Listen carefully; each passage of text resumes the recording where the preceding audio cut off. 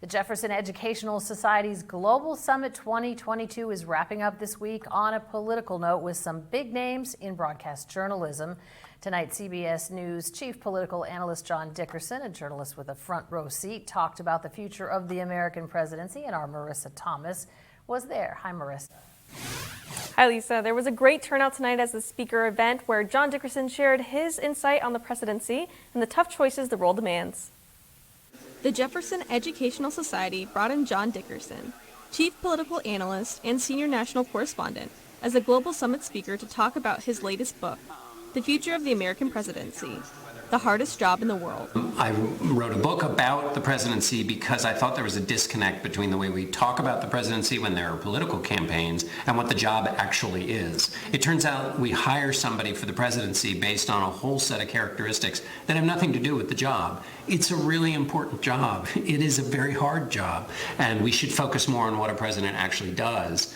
He hopes his firsthand insight might change the way the audience views the presidency. If they take away just that disconnect and think about it more in their lives and the kinds of things that they would want to know from candidates based on what those candidates would do in office, then hopefully that we will have had a good conversation. Hopefully we'll have some laughs and surprise people a little too, maybe.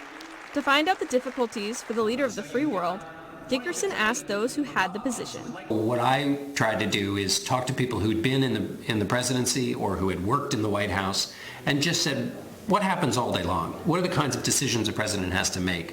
What is the sign of a president who can make a good decision or a bad decision? The president makes a lot of impactful decisions, and citizens are the ones to determine who they think is the best to make them.